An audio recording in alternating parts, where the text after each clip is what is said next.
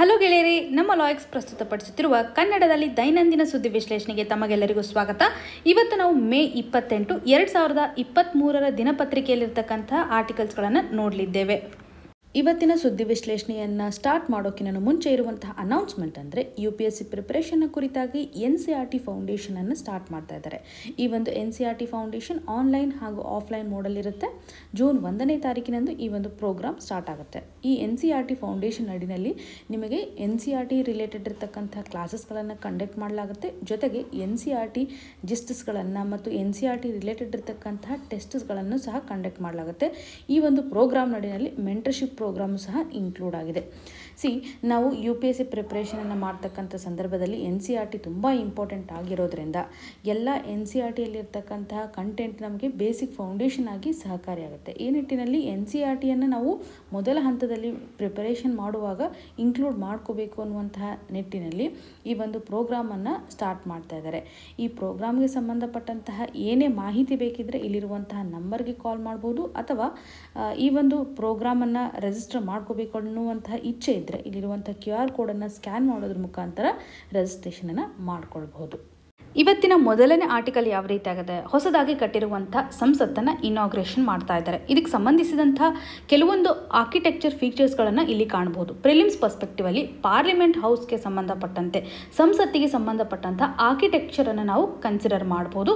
ಹಾಗೂ ನಾವು ಹೊಸ ಪಾರ್ಲಿಮೆಂಟನ್ನು ಕಟ್ಟಲಿಕ್ಕೆ ಕಾರಣ ಯಾವ ರೀತಿಯಾಗಿದೆ ಅನ್ನುವಂಥದ್ದನ್ನು ಮೇನ್ಸ್ ಲೆವೆಲಲ್ಲಿ ಅಥವಾ ಇದರ ಒಂದು ಇಂಪಾರ್ಟೆನ್ಸನ್ನು ಮೇನ್ಸ್ ಪರ್ಸ್ಪೆಕ್ಟಿವಲ್ಲಿ ನಾವು ಬಳಕೆ ಮಾಡ್ಕೋಬೋದು. ರೆಡ್ ಸ್ಯಾಂಡ್ ಸ್ಟೋನಿಂದ ಇದನ್ನು ಕಟ್ಟಲ್ಪಟ್ಟಿದೆ ಅನ್ನೋದಾಗಿ ಹೇಳ್ತಾ ಇದ್ದಾರೆ. ಈ ಮೊದಲು ಕಟ್ಟಿರುವಂತಹ ಪಾರ್ಲಿಮೆಂಟು ಸಹ ರೆಡ್ ಸ್ಯಾಂಡ್ ಸ್ಟೋನಿಂದ ಮಾಡಲಾಗಿದೆ, ಇದು ಸಹ ರೆಡ್ ಸ್ಯಾಂಡ್ ಸ್ಟೋನಿಂದ ಮಾಡಲ್ಪಟ್ಟಿದೆ ಅಂತ.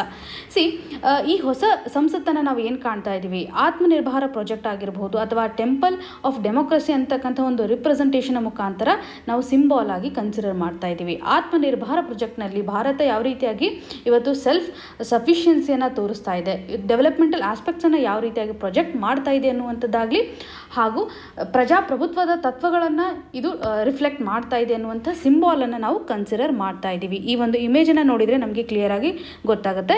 ಟ್ರಯಾಂಗ್ಯುಲರ್ ಶೇಪನ್ನು ಹೊಂದಿರತಕ್ಕಂಥ ಹೊಸ ಪಾರ್ಲಿಮೆಂಟನ್ನು ನಾವು ಕಾಣ್ಬೋದು.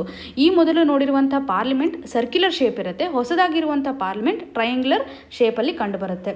ಇಲ್ಲಿ ನಾವು 3 ರೀತಿಯಾದಂಥ ಎಂಟ್ರೆನ್ಸನ್ನು ಕಾಣ್ತಾ ಇದ್ದೀವಿ. ಈ 3 ದ್ವಾರಗಳಿಗೆ ಸಪ್ರೇಟ್ ಆಗಿರುವಂಥ ಒಂದು ನೇಮನ್ನು ಕೊಟ್ಟಿದ್ದಾರೆ. ಒಂದು ಶಕ್ತಿ ದ್ವಾರ ಆಗಿರ್ಬೋದು, ಜ್ಞಾನ ದ್ವಾರ ಆಗಿರ್ಬೋದು ಮತ್ತು ಕರ್ಮದ್ವಾರ ಅನ್ನುವಂಥ ನೇಮ್ ಆಗಿರ್ಬೋದು. ಇನ್ನು ಚೋಳರ ಅವಧಿಗೆ ಬಿಲಾಂಗ್ ಆಗಿರುವಂತಹ ಸಿಂಗೋಲ ಸೆಪ್ಟರ್ ಅನ್ನು ಸಹ ಇಲ್ಲಿ ನಾವು ಸ್ಥಾಪನೆ ಮಾಡ್ತಾ ಇದ್ದೀವಿ. ಎಕ್ಸಾಮಿನೇಷನ್ ಪರ್ಸ್ಪೆಕ್ಟಿವ್ ಅಲ್ಲಿ ಈ ಒಂದು ಸಿಂಗೋಲ ಇಂಪಾರ್ಟೆಂಟ್, ಇದೊಂದು ತಮಿಳ್ ವರ್ಡ್ ಆಗಿದೆ. ರಾಜರು ಇದನ್ನು ಕ್ಯಾರಿ ಮಾಡ್ತಾ ಇರುವಂಥದ್ದು. ಇದರ ಮೇಲೆ ಒಂದು ನಂದಿ ಇರುವಂತಹ ಒಂದು ಸ್ಟ್ರಕ್ಚರ್ ಅನ್ನು ಕಾಣ್ತಾ ಇದ್ದೀವಿ. ಇದಕ್ಕೆ ಸಂಬಂಧಿಸಿದಂಥ ಇನ್ನೊಂದು ಆರ್ಟಿಕಲ್ಸ್ ಅನ್ನ ಡೀಟೇಲ್ ಆಗಿ ನಾವು ಎಂಡಲ್ಲಿ ಗಮನ ಹರಿಸೋಣ, ಯಾಕೆಂದ್ರೆ ಅದು ಕಂಪ್ಲೀಟ್ಲಿ ನಮಗೆ ಪ್ರಿಲಿಮ್ಸ್ ಪರ್ಸ್ಪೆಕ್ಟಿವ್ ಅಲ್ಲಿ ಇಂಪಾರ್ಟೆಂಟ್ ಆಗುತ್ತೆ. ಈ ಒಂದು ಆರ್ಟಿಕಲ್ ನಡಿನಲ್ಲಿ ಕೇವಲ ಆರ್ಕಿಟೆಕ್ಚರ್ಗೆ ಸಂಬಂಧಪಟ್ಟಂತೆ ನಾವು ಫೋಕಸ್ ಮಾಡಿದರೆ ಸಾಕಾಗುತ್ತೆ. ಈ ಒಂದು ಸಿಂಗೋಲ ಅನ್ನುವಂಥ ಸೆಪ್ಟರ್ ಅನ್ನ ಜವಾಹರ್ಲಾಲ್ ನೆಹರು ಅವರಿಗೆ ಇಂಡಿಪೆಂಡೆನ್ಸ್ನ ಸಂದರ್ಭದಲ್ಲಿ 1947 ನಾವು ಯಾವ ರೀತಿಯಾಗಿ ಸ್ವತಂತ್ರತೆಯನ್ನು ಸೆಲೆಬ್ರೇಷನ್ ಮಾಡ್ತಾ ಇದ್ವಲ್ಲ, ಆ ಸಂದರ್ಭದಲ್ಲಿ ನೆಹರು ಅವರಿಗೆ ಕೊಡಲಾಗಿತ್ತು. ಇದನ್ನು ನಾವು ಅಲಹಾಬಾದ್ ಮ್ಯೂಸಿಯಂ ಅಲ್ಲಿ ಇಟ್ಟಿರುವಂಥದ್ದು. ಇವಾಗ ಇದನ್ನು ನಾವು ಹೊಸ ಪಾರ್ಲಿಮೆಂಟ್ ಅಲ್ಲಿ ಸ್ಥಾಪನೆ ಮಾಡ್ತಾ ಇದ್ದೀವಿ. ಇದರ ಸಿಗ್ನಿಫಿಕೆನ್ಸ್ ಅನ್ನು ನಾವು ಕನ್ಸಿಡರ್ ಮಾಡೋಣ. ಇನ್ನು ಇಲ್ಲಿ ನಾವು ಕೆಲವೊಂದಿಷ್ಟು ವಾಲ್ ಸ್ಟ್ರಕ್ಚರ್ ಅನ್ನು ಕನ್ಸಿಡರ್ ಮಾಡ್ತಾ ಹೋದ್ರೆ ಯಾವ ರೀತಿಯಾಗಿ ಪಿಕಾಕ್ ಸ್ಟ್ರಕ್ಚರ್ ಅನ್ನು ಅಥವಾ ಪಿಕಾಕ್ ರಿಲೇಟೆಡ್ ಇರತಕ್ಕಂತಹ ಮೋಟಿವ್ಸ್ಗಳನ್ನು ಯೂಸ್ ಮಾಡ್ತಾ ಇದ್ದಾರೆ. ರಾಜ್ಯಸಭೆ ಆಗಿರ್ಬೋದು ಅಥವಾ ಲೋಕಸಭೆಯ ಒಂದು ವಾಲ್ ಅಲ್ಲಿ, ಸೀಲಿಂಗ್ಸ್ ನಡಿನಲ್ಲಿ, ಕಾರ್ಪೆಟ್ಸ್ ನಡಿನಲ್ಲಿ ಲೋಟಸ್ ಸ್ಟ್ರಕ್ಚರನ್ನು ಕಾಣುವಂಥದ್ದು. ಸೊ ಗಾಂಧೀಜಿಯವರ ಒಂದು ಇಮೇಜನ್ನು ಸಹ ಇಲ್ಲಿ ಇನ್ಸ್ಟಾಲ್ ಮಾಡಿದ್ದಾರೆ. ಬ್ರೋನ್ಸ್ ಇಂದ ಮಾಡಲ್ಪಟ್ಟಂತಹ ಮಹಾತ್ಮ ಗಾಂಧೀಜಿಯವರ ಒಂದು ಸ್ಟ್ರಕ್ಚರನ್ನು ಸಹ ಕಾಣುವಂಥದ್ದು. ಇಲ್ಲಿ ನಾವು ಮೇಜರ್ ಡಿಫ್ರೆನ್ಸನ್ನು ಯಾವ ರೀತಿಯಾಗಿ ಕಾಣ್ತಾ ಇದ್ದೀವಿ, ಸ್ಟ್ರಕ್ಚರ್ ವೈಸ್ ಯಾವ ರೀತಿಯಾದಂಥ ಡಿಫ್ರೆನ್ಸ್ ಇದೆ. ಯಾಕೆ ನಾವು ಹೊಸ ಒಂದು ಪಾರ್ಲಿಮೆಂಟನ್ನು ಇವತ್ತು ಕಟ್ತಾ ಇದ್ದೀವಿ, ಇದಕ್ಕೆ ಕಾರಣ ಏನಂತಂದರೆ ಈ ಮೊದಲು ಇರತಕ್ಕಂತಹ ಪಾರ್ಲಿಮೆಂಟ್ನ ಒಂದು ಸೆಷನನ್ನು ನಾವು ಕನ್ಸಿಡರ್ ಮಾಡಿದರೆ ಅಕ್ಯುಮಿಡೇಷನ್ ಆಗಿರ್ಬೋದು, ತುಂಬ ಜನರನ್ನು ಇದು ಅಕ್ಯುಮಿಡೇಟ್ ಮಾಡ್ಕೋತಾ ಇರಲಿಲ್ಲ. ಈ ಒಂದು ಚೇಂಬರ್ ನಡಿಯಲ್ಲಿ ಹೊಸದಾಗಿ ಕಟ್ಟಿರುವಂಥ ಈ ಒಂದು ಚೇಂಬರ್ ಸರಿಸುಮಾರು 888 ಜನ ಇರಬಹುದು ಅಥವಾ 384 MPಸ್ಗಳನ್ನು ರಾಜ್ಯಸಭೆ ಮತ್ತು ಲೋಕಸಭೆಯಲ್ಲಿ ಅಕ್ಯುಮಿಡೇಟ್ ಮಾಡ್ತಕ್ಕಂಥ ಒಂದು ಕೆಪಾಸಿಟಿಯನ್ನು ಹೊಂದಿದೆ. ಹೆಚ್ಚು ಜನರನ್ನು ಇದು ಅಕ್ಯುಮಿಡೇಟ್ ಮಾಡುವಂಥದ್ದು. ಚೇಂಬರ್ನ ಎಕ್ಸ್ಪಾನ್ಷನ್ ಮಾಡಲಿಕ್ಕೆ ಹೊಸ ಒಂದು ಸಂಸತ್ತನ್ನು ಕಟ್ಟಲಾಗಿದೆ ಅಂತ. ಈ ಮೊದಲು ಕಟ್ಟಿರುವಂತಹ ಸಂಸತ್ತು ಯಾರ ಸಂದರ್ಭದಲ್ಲಿ ಕಟ್ಟಲಾಗಿದೆ ಅನ್ನೋದು ಸಹ ನಮಗೆ ಇಂಪಾರ್ಟೆಂಟ್ ಆಗುತ್ತೆ. ಪ್ರೀವಿಯಸ್ಲಿ ಮಾಡಿರುವಂತಹ ಒಂದು ಸಂಸತ್ತನ್ನು ಇನಾಗ್ರೇಷನ್ ಮಾಡಿರೋದು 1927 ಇದು ಇಂಪಾರ್ಟೆಂಟ್ ಪ್ರಿಲಿಮ್ಸ್ ಪರ್ಸ್ಪೆಕ್ಟಿವ್ ಅಲ್ಲಿ. 1927 ಲಾರ್ಡ್ ಇರ್ವಿನ್ ಅವರು ಭಾರತ ಭಾರತದ ವೈಸ್ರಾಯ್ ಆಗಿ ಕಾರ್ಯನಿರ್ವಹಿಸ್ತಾ ಇರ್ತಾರೆ. ಈ ಸಂದರ್ಭದಲ್ಲಿ ಇನಾಗ್ರೇಷನನ್ನು ಮಾಡಲಾಗುತ್ತೆ. ಹಾಗೂ ಹಳೆ ಪಾರ್ಲಿಮೆಂಟ್ ಏನಿದೆಯಲ್ಲ, ಇದನ್ನು ಹೋಲ್ತಕ್ಕಂತಹ ಒಂದು ಸ್ಟ್ರಕ್ಚರ್ ಯಾವ ರೀತಿಯಾಗಿದೆ ಅಥವಾ ಯಾವೊಂದು ಟೆಂಪಲ್ನ ಇನ್ಸ್ಪಿರೇಷನ್ ಆಧಾರದ ಮೇಲೆ ಇದನ್ನು ಕಟ್ಟಲ್ಪಟ್ಟಿದೆ ಅನ್ನುವಂಥದ್ದಾಗೂ ಸಹ ಎಕ್ಸಾಮಿನೇಷನಲ್ಲಿ ಕೇಳಿದ್ದಾರೆ. ಇಕ್ಕಟರಸು ಮಹಾದೇವ ಟೆಂಪಲ್ ಮಧ್ಯಪ್ರದೇಶದಲ್ಲಿ ಬಿಲಾಂಗ್ ಆಗ್ತಕ್ಕಂತಹ ಇಕ್ಕಟರಸು ಮಹಾದೇವ ಟೆಂಪಲ್ನ ಆಧಾರದ ಮೇಲೆ ನಾವು ಹಳೆ ಪಾರ್ಲಿಮೆಂಟನ್ನು ಕಾಣ್ತಾ ಇದ್ದೀವಿ ಅನ್ನುವಂಥ ಪಾಯಿಂಟು ಇಂಪಾರ್ಟೆಂಟ್ ಆಗುತ್ತೆ. ಸಂಸತ್ತನ್ನು ರಿವ್ಯಾಂಪ್ ಮಾಡಬೇಕು ಅನ್ನುವಂಥ ಒಂದು ಪ್ರಪೋಸಲನ್ನು 2010 ನಾವು ಕಾಣ್ತಾ ಇದ್ದೀವಿ. ಆದರೆ ಇವಾಗ ಇದು ಕಂಪ್ಲೀಟ್ ಆಗಿರೋದನ್ನು ಕಾಣುವಂಥದ್ದು. ಇಲ್ಲಿ ನಿಮಗೆ ಒಂದು ಕ್ವಶನ್ ಅಂತಂದರೆ, ಹಳೆಯ ಸಂಸತ್ತಿನ ಬ್ರಿಟಿಷ್ ಆರ್ಕಿಟೆಕ್ಚರ್ಗಳು ಯಾರಿದ್ದಾರೆ ಅನ್ನೋದನ್ನು ಕಮೆಂಟ್ ಸೆಕ್ಷನಲ್ಲಿ ಮೆನ್ಷನ್ ಮಾಡಿ. ಪ್ರಿಲಿಮ್ಸ್ ಪರ್ಸ್ಪೆಕ್ಟಿವಲ್ಲಿ ಅದು ಇಂಪಾರ್ಟೆಂಟ್. ಇನ್ನು ಮುಂದಿನ ಆರ್ಟಿಕಲ್ ಯಾವ ರೀತಿಯಾಗಿದೆ, ಚೀತಾವನ್ನು ಭಾರತದಲ್ಲಿ ಇಂಟ್ರೊಡ್ಯೂಸ್ ಮಾಡಿದ್ದಾರೆ. ಈ ನಿಟ್ಟಿನಲ್ಲಿ ನಾವು ಸ್ಪೇಷಲ್ ಎಕಾಲಜಿಯನ್ನು ಕನ್ಸಿಡರ್ ಮಾಡ್ತಾ ಇಲ್ಲ ಅನ್ನುವಂಥ ಒಂದು ಎವಿಡೆನ್ಸನ್ನು ಕಾಣ್ಬೋದು. ರೀಸೆಂಟಾಗಿ ಕೆಲವೊಂದಿಷ್ಟು ಡೆತ್ಗಳನ್ನು ಕಾಣ್ತಾ ಇದ್ದೀವಿ. ಈ ನಿಟ್ಟಿನಲ್ಲಿ ಬೇರೆ ಒಂದು ಎಕಾಲಜಿಗೆ ಅದು ಯಾವ ರೀತಿಯಾಗಿ ಅಡಾಪ್ಟ್ ಆಗ್ತಾ ಇದೆ ಅನ್ನುವಂಥ ಒಂದು ಎವಿಡೆನ್ಸನ್ನು ಅಥವಾ ಈ ಮೊದಲು ಇರ್ತಕ್ಕಂಥ ಒಂದು ಹ್ಯಾಬಿಟೈಟಲ್ ಪ್ಯಾಟರ್ನನ್ನು ನಾವು ಯಾವ ರೀತಿಯಾಗಿ ಕನ್ಸಿಡರ್ ಮಾಡಬೇಕು, ಸ್ಪೇಷಲ್ ಎಕಾಲಜಿಯನ್ನು ಇಲ್ಲಿ ಎಂಫಸಿಸ್ ಮಾಡ್ತಾ ಇದ್ದಾರೆ. ಸೈಂಟಿಸ್ಟ್ಗಳ ಒಂದು ಎವಿಡೆನ್ಸ್ಗಳನ್ನು ನಾವಿಲ್ಲಿ ಕಾಣ್ಬೋದು. ಭಾರತದಲ್ಲಿ ಇವತ್ತು ಚೀತಾ ಎಕ್ಸ್ಟೆಂಟ್ ಆಗಿರೋದನ್ನು ಕನ್ಸಿಡರ್ ಮಾಡಿದರೆ 70 ಇಯರ್ಸ್ ಆಗಿದೆ. ಹಾಗೂ ಭಾರತದಲ್ಲಿ ಇಂಟ್ರೊಡ್ಯೂಸ್ ಮಾಡಿರುವಂತಹ ಚೀತಾಗಳ ಒಂದು ಸಂಖ್ಯೆ ಯಾವ ರೀತಿಯಾಗಿದೆ ಅಂದರೆ 8 ಚೀತಾಗಳನ್ನು ನಾವು ಅಂದರೆ 8 ಚೀತಾಗಳನ್ನು ನಮೀಬಿಯಾದಿಂದ ತೆಗೆದುಕೊಂಡು ಬಂದಿದ್ದೀವಿ. ಹಾಗೂ ಸೌತ್ ಆಫ್ರಿಕಾದಿಂದ 12 ಚೀತಾಗಳನ್ನು ಭಾರತದಲ್ಲಿ ಇಂಟ್ರೊಡ್ಯೂಸ್ ಮಾಡಿದ್ದಾರೆ. ಮಧ್ಯಪ್ರದೇಶದಲ್ಲಿ ಕಂಡುಬರ್ತಕ್ಕಂಥ ಕೂನೋ ನ್ಯಾಷನಲ್ ಪಾರ್ಕಲ್ಲಿ ಕಾಣ್ತಾ ಇದ್ದೀವಿ. ಯಾವಾಗ ಇಂಟ್ರೊಡ್ಯೂಸ್ ಮಾಡಿದ್ದಾರೆ ಅನ್ನುವಂಥ ಡೇಟಾವನ್ನು ಕಾಣಬಹುದು. ಸೆಪ್ಟೆಂಬರ್ 2022 ಹಾಗೂ ಫೆಬ್ರವರಿ 2023ನಲ್ಲಿ ಇಂಟ್ರೊಡ್ಯೂಸ್ ಮಾಡಿದ್ದಾರೆ. ಕೂನೋ ನ್ಯಾಷನಲ್ ಪಾರ್ಕ್ ಮಧ್ಯಪ್ರದೇಶದಲ್ಲಿದೆ ಅನ್ನುವಂಥ ಒಂದು ಕ್ಲಾರಿಟಿ ಆಗಿರ್ಬೋದು. ಹಾಗೂ ನಮೀಬಿಯಾ ಸೌತ್ ಆಫ್ರಿಕಾದಿಂದ ಚೀತಾಗಳನ್ನು ತೆಗೆದುಕೊಂಡು ಬಂದಿದ್ದೀವಿ ಅನ್ನುವಂಥ ಪಾಯಿಂಟು ಸಹ ಇಂಪಾರ್ಟೆಂಟ್ ಆಗುತ್ತೆ. ಭಾರತದಲ್ಲಿ ಇದು ಆಲ್ರೆಡಿ 70 ಇಯರ್ಸ್ ಬಿಫೋರ್ ಏಷ್ಯಾಟಿಕ್ ಚೀತಾಗಳು ಎಕ್ಸ್ಟೆನ್ಷನನ್ನು ಹೊಂದಿದ್ದೇವೆ ಅನ್ನುವಂಥ ಪಾಯಿಂಟು ಇಂಪಾರ್ಟೆಂಟ್ ಆಗುತ್ತೆ. ಇನ್ನು ಪ್ರೆಸೆಂಟ್ ಕಂಡೀಷನಲ್ಲಿ ಇರ್ತಕ್ಕಂಥ ಇಶ್ಯೂ ಅಥವಾ ಸೈಂಟಿಸ್ಟ್ಗಳು ಐಡೆಂಟಿಫೈ ಮಾಡಿರೋ ಪ್ರಕಾರ ಭಾರತದಲ್ಲಿರುವಂಥ ಈ ಒಂದು ಕೂನೋ ನ್ಯಾಷನಲ್ ಪಾರ್ಕಲ್ಲಿ 750 ಸ್ಕ್ವೇರ್ ಕಿಲೋಮೀಟರನ್ನು ನೋಡಿದರೆ ಇಲ್ಲಿ ಯಾವುದೇ ರೀತಿಯಂಥ ಬೇಲಿಯನ್ನು ಹಾಕಿಲ್ಲ. ನಾವು ಇಲ್ಲಿ ಒಟ್ಟಾರೆಯಾಗಿ ಚೀತಾಗಳನ್ನು ಇಂಟ್ರೊಡ್ಯೂಸ್ ಮಾಡಿದ್ದೀವಿ ಅಂತ 750 ಸ್ಕ್ವೇರ್ ಕಿಲೋಮೀಟರ್ ಬೇಲಿ ಹಾಕದೇ ಇರುವಂಥ ಒಂದು ಏರಿಯಾವನ್ನು ಕಾಣ್ಬೋದು. ಜೊತೆಗೆ ಇಲ್ಲಿ ನಾವು ಲೈವ್ ಸ್ಟಾಕನ್ನು ಹೊಂದಿರತಕ್ಕಂಥ ಫಾರ್ಮರ್ಸ್ಗಳು ಸಹ ಸರೌಂಡ್ ಆಗಿರುವಂಥ ಸಿಚುವೇಶನ್ಸನ್ನು ಕಾಣ್ತಾ ಇದ್ದೀವಿ. ಇದರಿಂದ ಅರ್ಥ ಆಗುತ್ತೆ ನಮಗೆ ಪ್ರೇಗಳ ಒಂದು ಡೆನ್ಸಿಟಿ ಹೆಚ್ಚಾಗಿದೆ ಅಂತ. ಲೈವ್ ಸ್ಟಾಕ್ಗಳು ಅವೈಲೇಬಲ್ ಇದೆ ಅಂತಂದರೆ ಪ್ರೇಗಳು ಸಹ ಸಿಕ್ಕುತ್ತೆ ಅನ್ನುವಂಥದ್ದು. ಈ ಕ್ಯಾಲ್ಕುಲೇಷನನ್ನು ನಾವು ಕನ್ಸಿಡರ್ ಮಾಡಿದರೆ ಚೀತಾಗಳ ಒಂದು ಡೆನ್ಸಿಟಿ ಕೊಟ್ಟಿರುವಂಥ ಒಂದು ಏರಿಯಾದಲ್ಲಿ ಎಷ್ಟು ಚೀತಾಗಳನ್ನು ನಾವು ಕಾಣ್ತಾ ಇದ್ದೀವಿ ಅನ್ನೋದನ್ನು ನಾವು ಡೆನ್ಸಿಟಿಯಾಗಿ ಕನ್ಸಿಡರ್ ಮಾಡ್ಬೋದು. ಈ ಒಂದು ಚೀತಾ ಪಾಪ್ಯುಲೇಷನ್ ಡೆನ್ಸಿಟಿಯನ್ನು ನೋಡಿದರೆ ಇವಾಗ ನಾವು ಇಂಟ್ರೊಡ್ಯೂಸ್ ಮಾಡಿರುವಂಥ ಕಂಡೀಷನ್ 750 ಸ್ಕ್ವೇರ್ ಕಿಲೋಮೀಟರ್ ಇದೆ ಕೂನೋ ನ್ಯಾಷನಲ್ ಪಾರ್ಕಲ್ಲಿ, ಅದು ಬೇಲಿ ಇರದೇ ಇರುವಂಥ ಸಿಚುವೇಶನ್. ಒಟ್ಟಾರೆಯಾಗಿ 21 ಚೀತಾಗಳನ್ನು ನಾವು ಕಾಣ್ತಾ ಇದ್ದೀವಿ. ಡೆನ್ಸಿಟಿ ಯಾವ ರೀತಿಯಾಗಿದೆ ಅಂದರೆ ಪರ್ 100 ಸ್ಕ್ವೇರ್ ಕಿಲೋಮೀಟರಲ್ಲಿ 3 ಚೀತಾಗಳನ್ನು ನಾವು ಕಾಣ್ತಾ ಇದ್ದೀವಿ. ನಾವು ಇಂಟ್ರೊಡ್ಯೂಸ್ ಮಾಡಿರುವಂಥದ್ದು ಅಥವಾ ಟ್ರಾನ್ಸ್ಲೊಕೇಶನನ್ನು ಮಾಡಿರುವಂಥದ್ದು 3 ಚೀತಾಗಳನ್ನು ಪರ್ 100 ಸ್ಕ್ವೇರ್ ಕಿಲೋಮೀಟರ್ನ ಒಂದು ಆಧಾರದ ಮೇಲೆ ಈ ರೀತಿಯಂಥ ಡೆನ್ಸಿಟಿಯನ್ನು ಕಾಣ್ತಾ ಇದ್ವಿ. ಆದರೆ ನ್ಯಾಚುರಲ್ ಹ್ಯಾಬಿಟೈಟನ್ನು ನಾವು ಕನ್ಸಿಡರ್ ಮಾಡಿದರೆ ಕಿನ್ಯಾದಲ್ಲಿರುವಂಥ ಒಂದು ಕಂಡೀಷನ್ ಪ್ರಾಪರ್ ಆಗಿ ಸರ್ವೈವ್ ಆಗಬೇಕು ಅಂತಂದರೆ ಚೀತಾಗಳ ಒಂದು ಡೆನ್ಸಿಟಿ ಅಂತಂದರೆ ಒಂದು ಚೀತಾವನ್ನು ನಾವು 100 ಪರ್ ಸ್ಕ್ವೇರ್ ಕಿಲೋಮೀಟರಲ್ಲಿ ಕಾಣ್ತಾ ಇದ್ದೀವಿ. ಭಾರತದಲ್ಲಿರುವಂಥ ಕಂಡೀಷನ್ 3 ಚೀತಾಗಳನ್ನು ನಾವು 100 ಸ್ಕ್ವೇರ್ ಕಿಲೋಮೀಟರಲ್ಲಿ ಕಾಣ್ತಾ ಇದ್ದೀವಿ. ಆದರೆ ನ್ಯಾಚುರಲ್ ಹ್ಯಾಬಿಟೈಟಲ್ಲಿ ಒಂದೇ ರೀತಿಯಂಥ ಚೀತಾ ಅಥವಾ ಒಂದು ಚೀತಾ 100 ಸ್ಕ್ವೇರ್ ಕಿಲೋಮೀಟರಲ್ಲಿ ಸರ್ವೈವ್ ಆಗ್ತಾ ಇದೆ ಅನ್ನುವಂಥದ್ದು. ಇಲ್ಲಿ ನಾವು ಡೆನ್ಸಿಟಿ ಆಗಿರ್ಬೋದು ಅಥವಾ ಸರ್ವೈವ್ ಆಗಲಿಕ್ಕೆ ಬೇಕಾಗಿರುವಂಥ ಒಂದು ಪ್ರಾಪರ್ ಏರಿಯಾಗೆ ಸಂಬಂಧಪಟ್ಟಂಥ ಕನ್ಸರ್ನನ್ನು ಸೈಂಟಿಸ್ಟ್ಗಳು ಹೇಳ್ತಾ ಇದ್ದಾರೆ. ಜರ್ಮನ್ ಬೇಸ್ಡ್ ಸೈಂಟಿಸ್ಟ್ಗಳ ಒಂದು ಎವಿಡೆನ್ಸನ್ನು ಕಾಣುವಂಥದ್ದು, ಕಂಪ್ಯಾರಿಸನನ್ನು ನಾವು ಕಾಣಬಹುದು.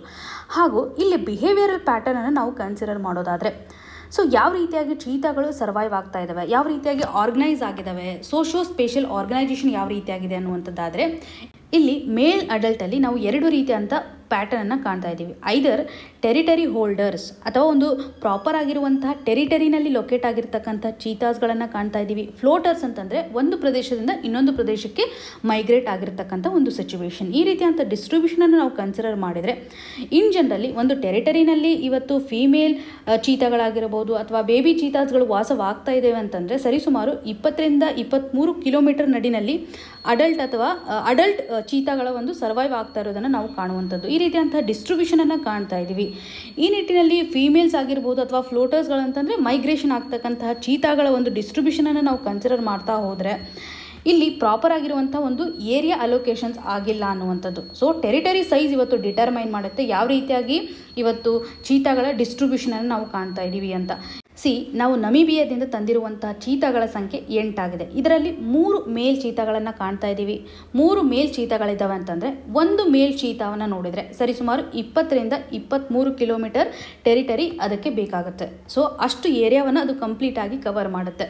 ಕೇವಲ ನಮೀಬಿಯಾದಿಂದ ಬಂದಿರುವಂತಹ ಈ ಮೇಲ್ ಚೀತಾಗಳು ಕಂಪ್ಲೀಟ್ ಟೆರಿಟರಿಯನ್ನು ಅಕ್ವೈರ್ ಮಾಡಿದರೆ ನಾವು ಸೌತ್ ಆಫ್ರಿಕಾದಿಂದ ಇಂಟ್ರೊಡ್ಯೂಸ್ ಮಾಡಿರುವಂತಹ ಮೇಲ್ ಪಾಪ್ಯುಲೇಷನ್ ಅಥವಾ ಮೇಲ್ ಚೀತಾಗಳಿಗೆ ಬೇಕಾಗಿರುವಂಥ ಒಂದು ಎಡಿಷನಲ್ ಸ್ಪೇಸ್ ಕನ್ಸಿಡರೇಷನನ್ನು ನಾವು ಮಾಡ್ತಾ ಇಲ್ಲ ಅನ್ನುವಂಥದ್ದಾಗಿ. ಸೊ ಇಲ್ಲಿ ನಾವು ಕೇವಲ ಕೂನೋ ನ್ಯಾಷನಲ್ ಪಾರ್ಕನ್ನು ಮಾತ್ರ ಕನ್ಸಿಡರ್ ಮಾಡ್ತಾ ಇದ್ದೀವಿ. ಇದಕ್ಕೆ ಸಂಬಂಧಪಟ್ಟಂತೆ ಪ್ರಾಪರ್ ಆಗಿರುವಂತಹ ಒಂದು ಲ್ಯಾಂಡ್ ಡಿಸ್ಟ್ರಿಬ್ಯೂಷನ್ ಅಥವಾ ಏರಿಯಾ ಡಿಸ್ಟ್ರಿಬ್ಯೂಷನ್ನ ಅವಶ್ಯಕತೆ ಇದೆ. ಕ್ಯಾಲ್ಕುಲೇಟೆಡ್ ಆಗಿ ನಾವು ಇವುಗಳನ್ನು ಇಂಟ್ರೊಡ್ಯೂಸ್ ಮಾಡಬೇಕು ಅನ್ನುವಂಥ ಒಂದು ಕನಸನ್ನು ಕಾಣುವಂಥದ್ದು. ಈ ಆರ್ಟಿಕಲನ್ನು GS ಪೇಪರ್ 3 ನಡಿನಲ್ಲಿ ಎನ್ವಿರಾನ್ಮೆಂಟ್ಗೆ ಸಂಬಂಧಪಟ್ಟಂತೆ ಬಯೋಡೈವರ್ಸಿಟಿ ಕನ್ಸರ್ವೇಷನ್ ಟಾಪಿಕಲ್ಲಿ ಕನೆಕ್ಟ್ ಮಾಡ್ಕೋಬೋದು. ಪ್ರಿಲಿಮ್ಸ್ ಪರ್ಸ್ಪೆಕ್ಟಿವಲ್ಲಿ ಬಹುಮುಖ್ಯವಾಗಿ ಈ ಒಂದು ಆರ್ಟಿಕಲನ್ನು ನಾವು ಕನೆಕ್ಟ್ ಮಾಡ್ಕೋಬೋದಾಗಿದೆ. ಇನ್ನು ಮುಂದಿನ ಆರ್ಟಿಕಲ್ ಯಾವ ರೀತಿಯಾಗಿದೆ, ಅಯರ್ನ್ ಫೋರ್ಟಿಫಿಕೇಷನ್ನ ಮುಖಾಂತರ ಅಥವಾ ಹೆಚ್ಚಿನ ಒಂದು ಪ್ರಮಾಣದಲ್ಲಿ ನಾವು ಅಯರ್ನನ್ನು ತೆಗೆದುಕೊಳ್ಳೋದ್ರಿಂದ ಹೆಲ್ತ್ ರಿಸ್ಕ್ಗಳು ಆಗ್ತಾ ಇದ್ದಾವೆ ಅನ್ನುವಂತಹ ಒಂದು ರಿಸರ್ಚನ್ನು ಇಲ್ಲಿ ಕಾಣುವಂಥದ್ದು. ಅಯರ್ನ್ ಫೋರ್ಟಿಫಿಕೇಷನ್ ಅಂತಂದರೆ ಏನು, ಇನ್ ಜನರಲ್ ಆಗಿ ಫೋರ್ಟಿಫಿಕೇಷನ್ ಅಂತಂದರೆ ಏನು, ಇದರ ಇಂಪಾರ್ಟೆನ್ಸ್ ಯಾವ ರೀತಿಯಾಗಿದೆ, ನಾವು ಫೋರ್ಟಿಫಿಕೇಷನ್ನ ಯಾಕೆ ಪ್ರಿಫರ್ ಮಾಡ್ತಾ ಇದ್ದೀವಿ ಅನ್ನೋಂಥ ಪಾಯಿಂಟ್ ನಮಗೆ ಮೊದಲು ಕ್ಲಿಯರ್ ಆಗಿರಬೇಕು. Then will look into the issue ಅಥವಾ ಹೆಚ್ಚಿನ ಒಂದು ಅಯರ್ನ್ ಟೇಕನ್ನು ನಾವು ಮಾಡೋದ್ರಿಂದ ಯಾವ ರೀತಿಯಾದಂಥ ಕಾಂಪ್ಲಿಕೇಶನ್ಸ್ಗಳು ಇದಾವೆ ಅನ್ನೋದನ್ನು ಸೆಕೆಂಡ್ ಸೆಕ್ಷನಲ್ಲಿ ಕನ್ಸಿಡರ್ ಮಾಡೋಣ. ಮೊದಲು ಅಯರ್ನ್ ಫೋರ್ಟಿಫಿಕೇಷನ್ ಅಂತಂದರೆ ಏನು. ಫೋರ್ಟಿಫಿಕೇಷನ್ ಅಂತಂದರೆ ನಾವು ಫುಡ್ ಪ್ರೊಸೆಸಿಂಗ್ ಮಾಡ್ತಕ್ಕಂಥ ಸಂದರ್ಭದಲ್ಲಿ ಮೈಕ್ರೋ ನ್ಯೂಟ್ರಿಯೆಂಟ್ಸ್ ಆಗಿರ್ಬೋದು ಅಥವಾ ವಿಟಾಮಿನ್ಸ್ಗಳಾಗಿರ್ಬೋದು, ಮಿನರಲ್ಸ್ಗಳನ್ನು ಆ್ಯಡ್ ಮಾಡುವಂಥದ್ದು. ಸೊ ವಿಟಾಮಿನ್ಸ್, ಅಯರ್ನ್ ಆಗಿರ್ಬೋದು. ಈ ಒಂದು ಎಕ್ಸಾಂಪಲಲ್ಲಿ ಅಯರ್ನ್ ಫೋರ್ಟಿಫಿಕೇಷನ್ ಅಂತಂದರೆ ಫುಡ್ ಪ್ರೊಸೆಸಿಂಗ್ ಮಾಡುವಂಥ ಸಂದರ್ಭದಲ್ಲಿ ನಾವು ರೈಸನ್ನು ತೆಗೆದುಕೊಳ್ಬೋದು ಅಥವಾ ವೀಟನ್ನು ತೆಗೆದುಕೊಳ್ಬೋದು. ಇದರಲ್ಲಿ ನಾವು ವಿಟಾಮಿನ್ಸ್ಗಳನ್ನು ಇಂಟ್ರೊಡ್ಯೂಸ್ ಮಾಡ್ತಾ ಇದ್ದೀವಿ. ಪ್ರೊಸೆಸಿಂಗ್ನ ಸಂದರ್ಭದಲ್ಲಿ ಮೈಕ್ರೋ ನ್ಯೂಟ್ರಿಯೆಂಟ್ಸನ್ನು ಇಂಟ್ರೊಡ್ಯೂಸ್ ಮಾಡ್ತಾ ಇದ್ದೀವಿ.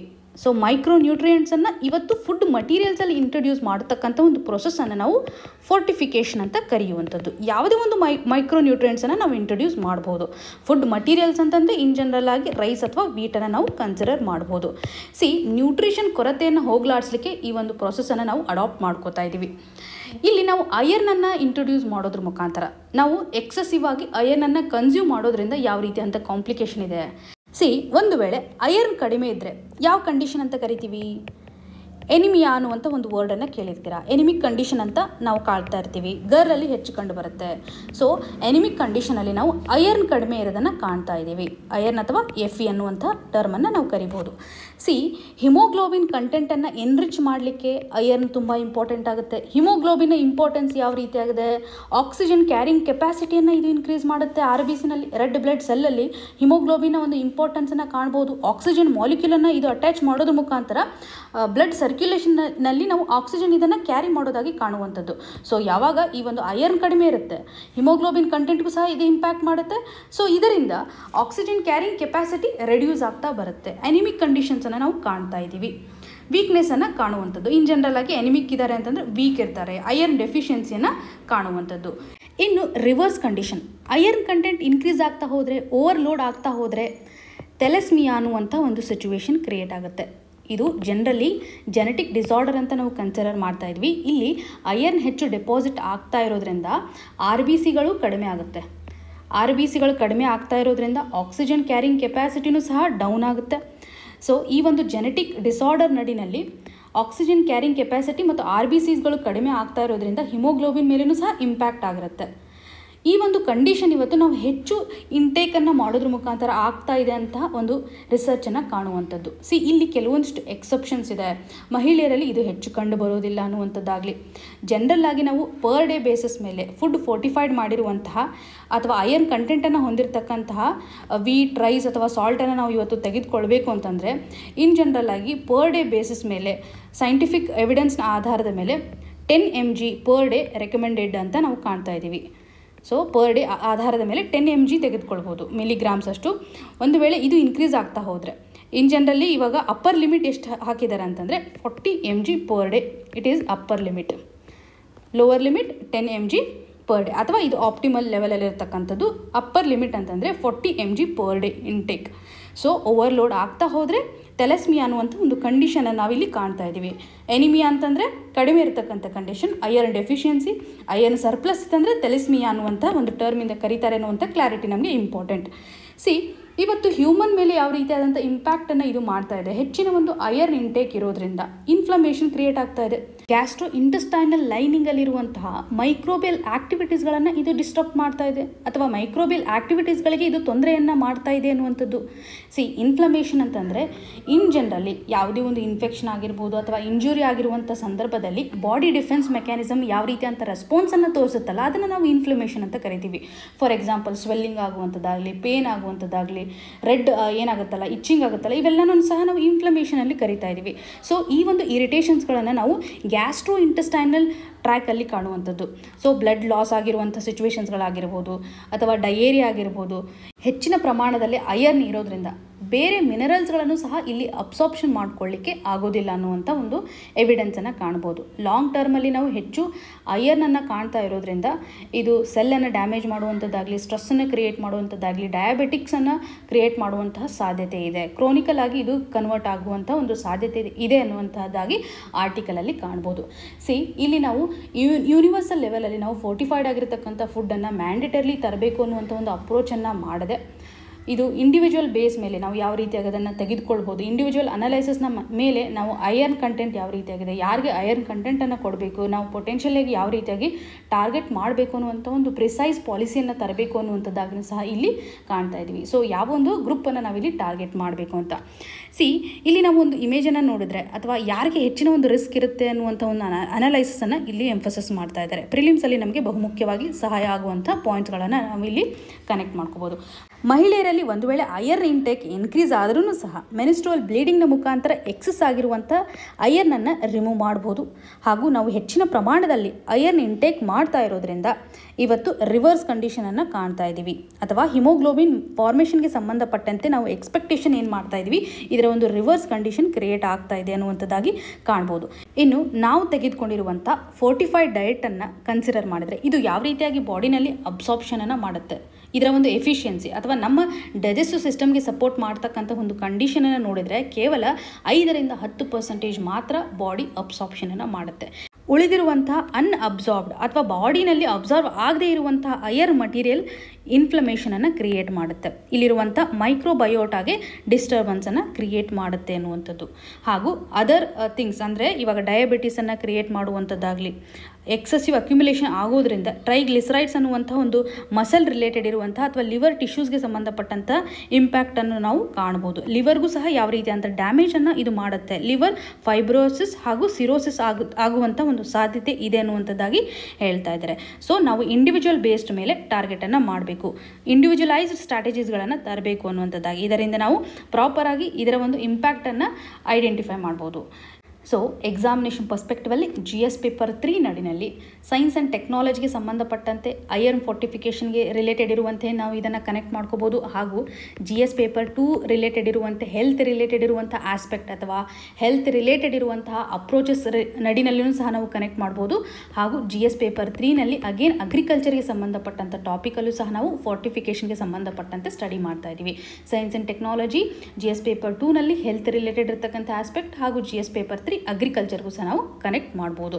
ಈ ಆರ್ಟಿಕಲಲ್ಲಿ ಡಿಸ್ಕಸ್ ಮಾಡಿರುವಂಥ ಎಲ್ಲ ಪಾಯಿಂಟ್ಸ್ಗಳು ನಮಗೆ ಪ್ರಿಲಿಮ್ಸ್ ಪರ್ಸ್ಪೆಕ್ಟಿವಲ್ಲಿ ಸಹಕಾರಿಯಾಗುತ್ತೆ.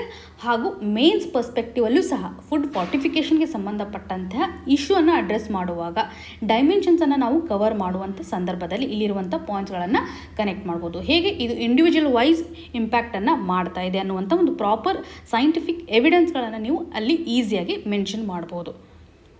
ಇನ್ನು ಮುಂದಿನ ಆರ್ಟಿಕಲ್ಸ್ಗಳನ್ನು ಕನ್ಸಿಡರ್ ಮಾಡೋದಾದರೆ ಮೊದಲೇದಾಗಿ ಆರ್ಕ್ಟಿಕ್ ರೀಜನಲ್ಲಿ ಕಂಡುಬರತಕ್ಕಂಥ ಮ್ಯಾಮಲ್ಸ್ ಕ್ಲಾಸ್ಗೆ ಬಿಲಾಂಗ್ ಆಗುವಂತಹ ಈ ಒಂದು ಸ್ಕ್ವಿರಲ್ಸ್ಗಳೇನಿದಾವಲ್ಲ, ಹೈಬರ್ನೇಷನ್ ಪ್ರೋಸೆಸ್ಸನ್ನು ಎಂಡ್ ಮಾಡ್ತಾ ಇದ್ದಾವೆ. ಇದಕ್ಕೆ ಕಾರಣ ಅಂತಂದರೆ ಆರ್ಕ್ಟಿಕ್ ವಾರ್ಮ್. ಇಲ್ಲಿ ಹೈಬರ್ನೇಷನ್ ಪ್ರೋಸೆಸ್ಸಲ್ಲಿ ಎಕ್ಸ್ಟ್ರೀಮ್ ಆಗಿರ್ತಕ್ಕಂಥ ಒಂದು ಕೋಲ್ಡ್ ವೆದರನ್ನು ಎಸ್ಕೇಪ್ ಆಗಬೇಕು ಅನ್ನುವಂಥ ನಿಟ್ಟಿನಲ್ಲಿ ಬಾಡಿ ಟೆಂಪ್ರೇಚರನ್ನು ಕಂಟ್ರೋಲ್ ಮಾಡುವಂಥ ಒಂದು ಕೆಪಾಸಿಟಿಯನ್ನು ಈ ಸ್ಕ್ವಿರಲ್ ಮ್ಯಾಮಲ್ಸ್ಗಳು ಹೊಂದಿದ್ದಾವೆ. ಸೊ ಇದರಿಂದ ಎಕ್ಸ್ಟ್ರೀಮ್ ವಿಂಟರ್ ಕ್ಲೈಮೇಟ್ಸಲ್ಲಿ ಸರ್ವೈವ್ ಆಗ್ಬೋದು. ಈ ಒಂದು ವೆದರ್ ಕಂಡೀಷನಲ್ಲಿ ಅಥವಾ ಕೋಲ್ಡ್ ಕಂಡೀಷನಲ್ಲಿ ಬಾಡಿ ಟೆಂಪ್ರೇಚರ್ ಆಟೋಮೆಟಿಕ್ಲಿ ಡಿಪ್ ಆಗ್ತಾ ಇರುತ್ತೆ. ಈ ಸಂದರ್ಭದಲ್ಲಿ ಸರ್ವೈವ್ ಆಗಲಿಕ್ಕೆ ಎನಿಮಲ್ಸ್ಗಳು ಹೈಬರ್ನೇಷನನ್ನು ಚೂಸ್ ಮಾಡ್ತಾ ಇರ್ತವೆ. ಸೊ ಹೈಬರ್ನೇಷನ್ ಅಂತಂದರೆ ವಿಂಟರಿಂದ ಹೈಡ್ ಆಗುವಂಥದ್ದು. ಹಾಗೂ ಇಲ್ಲಿ ಇರುವಂತಹ ಪರ್ಮೋಫ್ರಾಸ್ಟು ಸಹ ವಾರ್ಮ್ ಆಗ್ತಾ ಇದೆ. ಪರ್ಮೋಫ್ರಾಸ್ಟ್ ಅಂತಂದರೆ ಇವತ್ತು ಸಾಯಿಲ್ ಕಂಟೆಂಟ್ ಫ್ರೋಝನ್ ಆಗಿರುವಂಥ ಸಿಚುವೇಶನ್ ಅಥವಾ ರಾಕ್ಸ್ಗಳಾಗಿರ್ಬೋದು, ಸೆಡಿಮೆಂಟ್ಸ್ಗಳಾಗಿರ್ಬೋದು ಎಲ್ಲ ಫ್ರೋಸ್ ಆಗಿರುತ್ತಲ್ಲ, ಅದನ್ನು ನಾವು ಪರ್ಮೋಫ್ರಾಸ್ಟ್ ಅಂತ ಕರಿತಾ ಇದ್ದೀವಿ. ಸೊ ಫ್ರೋಝನ್ ಗ್ರೌಂಡ್ ಅನ್ನುವಂಥ ಒಂದು ಟರ್ಮಿಂದ ನಾವು ನೆನ್ಪಿಟ್ಕೋಬಹುದು. ಇದು ಸಹ ಇವತ್ತು ವಾರ್ಮ್ ಆಗ್ತಾ ಇದೆ ಮತ್ತು ಅನಿಮಲ್ಸ್ಗಳು ಹೈಬರ್ನೇಷನನ್ನು ಎಂಡ್ ಮಾಡ್ತಾ ಇದ್ದಾವೆ ಅನ್ನುವಂಥ ಒಂದು ವೆದರ್ ಇಂಪ್ಯಾಕ್ಟನ್ನು ಇಲ್ಲಿ ಕಾಣ್ಬೋದು. ಕ್ಲೈಮೇಟ್ ಚೇಂಜಿಂದ ಆಗ್ತಕ್ಕಂಥ ಒಂದು ಬದಲಾವಣೆ. ಇಲ್ಲೊಂದು ಟರ್ಮನ್ನು ಯೂಸ್ ಮಾಡಿದ್ದಾರೆ, ಫಿನಾಲಜಿ ಅನ್ನುವಂಥ. ಈ ಒಂದು ಟರ್ಮ್ ನಮಗೆ ಇಂಪಾರ್ಟೆಂಟ್ ಆಗುತ್ತೆ. ಟರ್ಮಿನಾಲಜಿ ಆಧಾರದ ಮೇಲೆ ಫಿನಾಲಜಿ ಅಂತಂದರೆ ಏನು? ಇವತ್ತು ಸೀಸನಲ್ ವೇರಿಯೇಷನ್ ಇರುತ್ತೆ. ಸೊ ಸೀಸನ್ಸ್ಗಳ ಒಂದು ಇವೆಂಟು ಚೇಂಜ್ ಆಗ್ತಾ ಇದೆ, ಅಥವಾ ಒಂದು ಸೀಸನ್ಗೆ ನಾವು ಕೊಡ್ತಾ ಇರುವಂಥ ಒಂದು ಟೈಮ್ ಅಲೋಕೇಶನ್ ಏನಿದೆಯಲ್ಲ ಬದಲಾವಣೆ ಆಗ್ತಾ ಇದೆ, ಚೇಂಜ್ ಆಗ್ತಾ ಇದೆ. ಸೀಸನಲ್ ಇವೆಂಟ್ಸ್ಗಳು ಇವತ್ತು ಬದಲಾವಣೆ ಆಗ್ತಾ ಇರುವಂಥ ಒಂದು ಫಿನಾಮಿನಾಗೆ ಅಥವಾ ವಿದ್ಯಮಾನಕ್ಕೆ ನಾವೇನಂತೀವಿ ಫಿನಾಲಜಿ ಅಂತ ಕರಿತಾ ಇದ್ದೀವಿ. ಸೊ ಸೀಸನಲ್ ಈವೆಂಟ್ಸ್ಗಳಲ್ಲಿ ಆಗ್ತಕ್ಕಂಥ ಬದಲಾವಣೆ ಎನಿಮಲ್ಸ್ ಮೇಲೆ ಇಂಪ್ಯಾಕ್ಟನ್ನು ಮಾಡ್ತಾ ಇದೆ, ಎನಿಮಲ್ಸ್ಗಳ ಒಂದು ಬಿಹೇವಿಯರಲ್ ಮೇಲೆ ಇಂಪ್ಯಾಕ್ಟ್ ಮಾಡ್ತಾ ಇದೆ ಅಂತ ನಾವಿಲ್ಲಿ ಕನೆಕ್ಟ್ ಮಾಡ್ಕೋಬೋದು. ಸೊ ಗ್ಲೋಬಲ್ ಲೆವೆಲಲ್ಲಿ ಆಗ್ತಾ ಇರುವಂಥ ವಾರ್ಮಿಂಗ್ ಇವತ್ತು ಪೋಲಾರ್ ರೀಜನಲ್ಲಿ, ಆರ್ಕ್ಟಿಕ್ ರೀಜನಲ್ಲಿ, ಅಂಟಾರ್ಕ್ಟಿಕ್ ರೀಜನಲ್ಲಿ ಇರ್ತಕ್ಕಂಥ ಒಂದು ಟೆಂಪ್ರೇಚರ್ ಕಂಡೀಷನನ್ನು ಇನ್ಕ್ರೀಸ್ ಮಾಡ್ತಾ ಇದೆ. ಇನ್ ಜನರಲಿ ನಾವು ಬೇರೆ ಒಂದು ಏರಿಯಾವನ್ನು ಕನ್ಸಿಡರ್ ಮಾಡಿದರೆ ಆರ್ಕ್ಟಿಕ್ ರೀಜನಲ್ಲಿ ಹೆಚ್ಚು ಟೆಂಪ್ರೇಚರನ್ನು ಕಾಣ್ತಾ ಇದ್ದೀವಿ. ಇದಕ್ಕೆ ನಾವು ಆರ್ಕ್ಟಿಕ್ ಎಂಪ್ಲಿಫಿಕೇಶನ್ ಅಂತಲೂ ಸಹ ಕರಿತಾ ಇದ್ದೀವಿ. ಸೊ ಪೋಲಾರ್ ರೀಜನಲ್ಲಿ ವಾಸವಾಗಿರುವಂಥ ಅಥವಾ ಎಕ್ಸ್ಟ್ರೀಮ್ ವೆದರಲ್ಲಿ ಅಡ್ಜಸ್ಟ್ ಆಗಿರ್ತಕ್ಕಂತಹ ಈ ಒಂದು ಎನಿಮಲ್ ಮೇಲೇನೂ ಸಹ ಅಥವಾ ಬಯೋಡೈವರ್ಸಿಟಿ ಮೇಲೆ ಕ್ಲೈಮೇಟ್ ಪ್ಯಾಟರ್ನ್ ಇಂಪ್ಯಾಕ್ಟನ್ನು ಮಾಡ್ತಾ ಇದೆ ಅನ್ನುವಂಥ ಪಾಯಿಂಟ್ ನಮಗೆ ಇಲ್ಲಿ ಇಂಪಾರ್ಟೆಂಟ್ ಆಗುತ್ತೆ. ಇನ್ನು ವಾತಾವರಣದಲ್ಲಿರ್ತಕ್ಕಂಥ ಬದಲಾವಣೆಯಿಂದಾಗಿ, ಸ್ಟ್ರೆಸ್ಫುಲ್ ಕಂಡೀಷನಿಂದಾಗಿ ಎಕ್ಸ್ಟ್ರೀಮ್ ವೆದರನ್ನು ನಾವು ಕಾಣ್ತಾ ಇದ್ದೀವಿ. ಈ ಒಂದು ಇಂಪ್ಯಾಕ್ಟ್ನಿಂದಾಗಿ ಟೆಂಪ್ರೇಚರಲ್ಲಿ ಆಗ್ತಕ್ಕಂಥ ಬದಲಾವಣೆ ಆಗಿರ್ಬೋದು, ಅಥವಾ ರೈನ್ ಫಾಲಲ್ಲಿರ್ತಕ್ಕಂಥ ಒಂದು ಪ್ಯಾಟರ್ನ್ ಆಗಿರ್ಬೋದು, ಇವೆಲ್ಲನೂ ಸಹ ಪ್ಲ್ಯಾಂಟ್ ಮೇಲೆ ಇಂಪ್ಯಾಕ್ಟನ್ನು ಮಾಡ್ತಾ ಇದ್ದಾವೆ. ಸೊ ಈ ಎನ್ವಿರಾನ್ಮೆಂಟಲ್ಲಿರುವಂತಹ ಎಕ್ಸ್ಟ್ರೀಮ್ ಕಂಡೀಷನಲ್ಲಿ ಸರ್ವೈವ್ ಆಗಬೇಕು ಅಂತಂದರೆ ಸಾಯಿಲಲ್ಲಿರುವಂತಹ ಮೈಕ್ರೋಬಯೋಟಾಗಳು ಇವತ್ತು ಸಪೋರ್ಟನ್ನು ಮಾಡ್ತಾ ಇದ್ದಾವೆ. ಕ್ಲೈಮೇಟಲ್ಲಿ ಆಗ್ತಾ ಇರುವಂಥ ಒಂದು ಬದಲಾವಣೆಯಿಂದಾಗಿ ಪ್ಲ್ಯಾಂಟ್ಗಳು ಇವತ್ತು ವಿತ್ಸ್ಟ್ಯಾಂಡ್ ಆಗಬೇಕು ಅಂತಂದರೆ ಇದಕ್ಕೆ ಬೇಕಾಗಿರುವಂಥ ಒಂದು ಸಪೋರ್ಟನ್ನು ಸಾಯಿಲ್ ಬಯೋಟಾಗಳು ಮಾಡ್ತಾ ಇದ್ದಾವೆ ಅನ್ನುವಂಥ ಒಂದು ರಿಸರ್ಚನ್ನು ನಾವು ಇಲ್ಲಿ ಕಾಣ್ಬೋದು. ಇವತ್ತು ಪ್ಲ್ಯಾಂಟ್ಸ್ಗಳು ಮೈಗ್ರೇಷನನ್ನು ಮಾಡಲಿಕ್ಕೆ ಆಗೋದಿಲ್ಲ, ಆದರೆ ರೆಸಿಲಿಯನ್ಸನ್ನು ಹೊಂದಬೇಕಾಗತ್ತೆ. ಕ್ಲೈಮೇಟ್ ಚೇಂಜಲ್ಲೂ ಸಹ ವಿತ್ಸ್ಟ್ಯಾಂಡ್ ಆಗಬೇಕಾಗತ್ತೆ. ಈ ಸಂದರ್ಭದಲ್ಲಿ ಮೈಕ್ರೋಬಯೋಟಾಗಳು ಸಪೋರ್ಟನ್ನು ಮಾಡ್ತಾ ಇದ್ದಾವೆ. ಫಾರ್ ಎಕ್ಸಾಂಪಲ್, ಇವಾಗ ನಾವು ಫಾರೆಸ್ಟ್ ರೀಸ್ಟೋರೇಷನ್ ಆಗಬೇಕು ಅಂತಂದರೆ ಈ ಸಂದರ್ಭದಲ್ಲಿ ಹೇಗೆ ಮೈಕ್ರೋ ನ್ಯೂಟ್ರಿಯೆಂಟ್ಸ್ಗಳು ಇಮಿಡಿಯೇಟಾಗಿ ಪ್ಲ್ಯಾಂಟ್ಸ್ಗಳು ರೀಗ್ರೋ ಆಗಲಿಕ್ಕೆ ಆಗಿರ್ಬೋದು, ಅಥವಾ ಡ್ರಾಟ್ ಕಂಡೀಷನಲ್ಲಿ ಮತ್ತೆ ಪ್ಲಾಂಟ್ಸ್ಗಳು ರೆಜುವಿನೇಟ್ ಆಗಬೇಕು ಅನ್ನುವಂಥ ಒಂದು ಸಪೋರ್ಟನ್ನು ಇವತ್ತು ಸಾಯಿಲಲ್ಲಿರುವಂಥ ಮೈಕ್ರೋಬಯೋಟಾ ಪ್ರೊವೈಡ್ ಮಾಡ್ತಾ ಇದ್ದಾವೆ ಅನ್ನುವಂಥ ರಿಸರ್ಚನ್ನು ನಾವಿಲ್ಲಿ ಕಾಣಬಹುದು.